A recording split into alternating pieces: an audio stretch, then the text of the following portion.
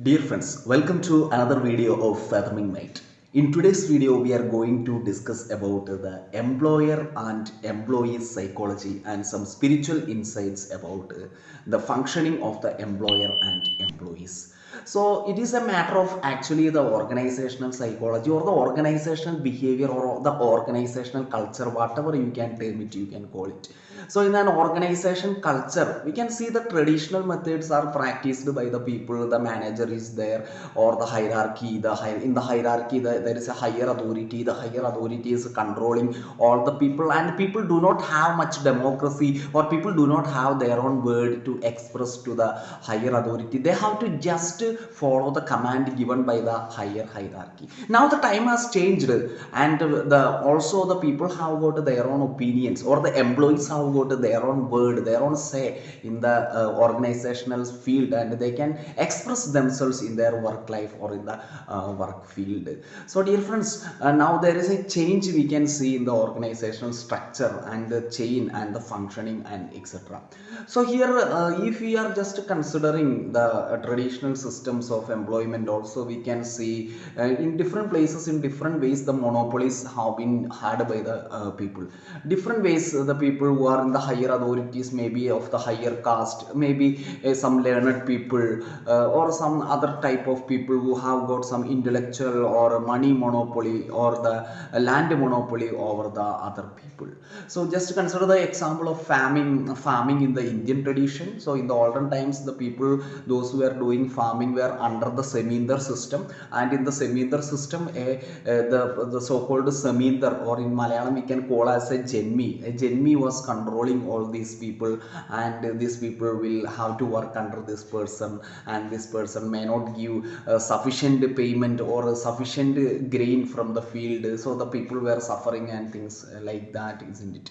So we know, we study all these things from the social studies books like that. Anyway, now the time has changed. There is an organization, there is a manager, and there will be also MD and owner. Under the owner there will be MD, lot of hierarchy, and after that there is a manager, and under the manager so many other people working, and over them again there are authorities to control them and things like that, like foreman and things like that. So that is how an organization is functioning. So here, we know that we are all part of this. That is what I want to tell more about that. We are all part of this, and we are all working under either as an employee, or some people are say that they are fortunate to have an employer.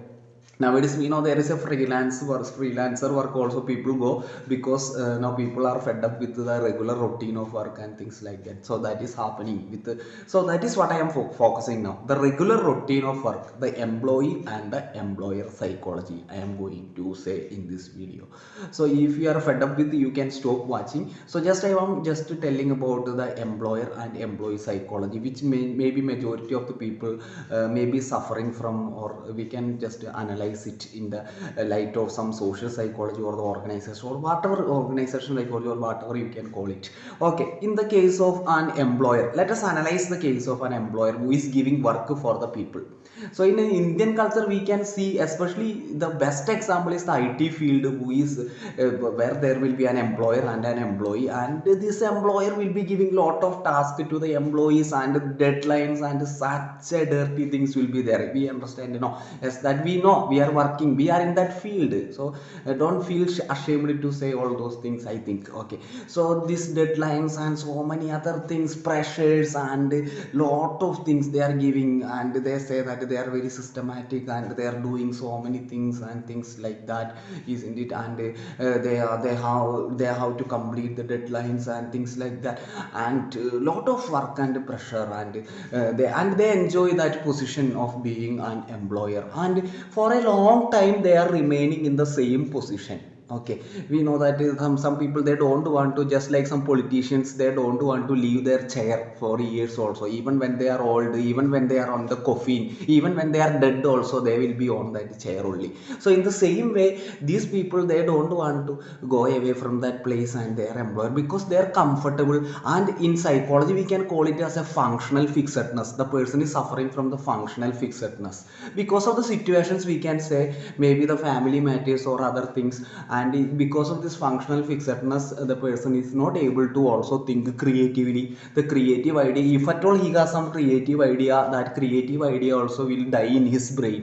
Why it happens? Because the person is not able to think out of box. He is only remaining in the same place for a long years and doing the work and enjoying that position. Often it happens, mainly often it happens with the employer. They think they are completely settled and things like that. It is correct for the society and for the family and other things like that. So but for the personal satisfaction or personal development, the person is unconsciously not trying for here, or a situation is not making him forcing him to forcing him to do that. Then there is another psychology, the psychology of the employee. Employees also sometimes they also some, and due to some learned helplessness means that they have no out of go they don't have a situation to go out. They somehow adjust with the situations of the work, or these employees demands and things like that, and they also continue with this functional fixedness or submissiveness, and so many other factors are there. And with this they are continuing with their work because of the same situation, seeing the same face of the other person and continuing and things. Here also the creative ideas of a person is dying out. So if a person is able to come out of these situations and explore new situations, the person's creative ideas will be developing. So what happens here in a traditional system, or the so-called the modern system also, the people are thinking just only with one brain, and they are anyway people have got only single brain. So they just think that we are just satisfied with this life. This is the only aim of the life. We have to continue like this. And I am settled, I get a lot of money, I think like that. So these kind of things, lot of ideas also, wonderful ideas are also there in their mind, and they are obsessed. So there is also some kind of obsession. The person is obsessed with these kind of things. So these are some realities when we consider our organizational culture or the professional world, which we are not seeing about that.